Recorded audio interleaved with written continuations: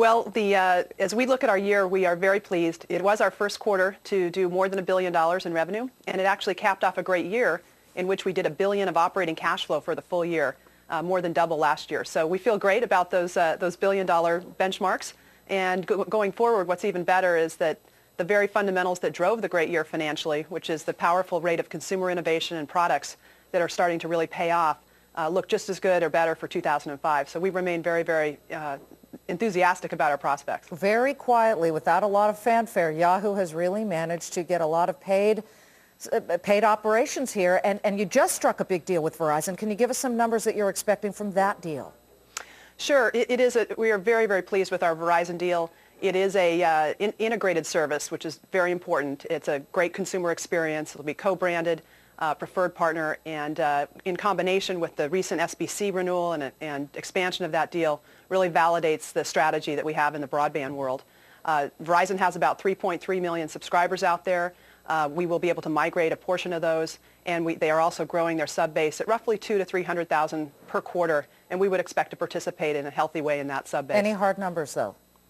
Some portion of those sub-growth numbers would be attributable to Yahoo, and we would expect broad economics pretty similar to the SBC deal. Okay. How do you fight off Google in the paid search market, and is the Verizon deal part of that effort?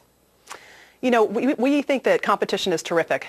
In the search market in particular, the competition out there has just really raised the rate of innovation for consumers in the last year. We've been in the business for 11 months and are so pleased both with what we've been able to offer consumers from main site search, but also some of the new innovations in terms of desktop search and image search. So our approach to that is offer consumers the very best product possible and then integrate it with all of the other assets at Yahoo, all of the other verticals in terms of content, information, to create an even better user experience than they can experience today. All right. Well, you certainly use the competition to your advantage. While we're talking about Google, Yahoo sold some of its Google holdings at, I think, around $186 a share.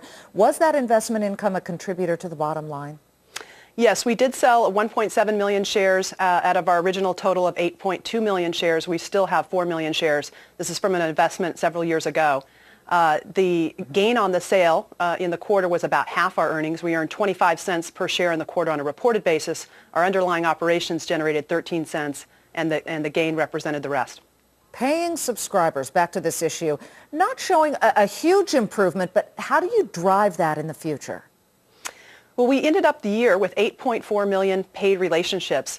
And that was up fairly dramatically from 4.9 million a year ago. So we're very pleased with the growth.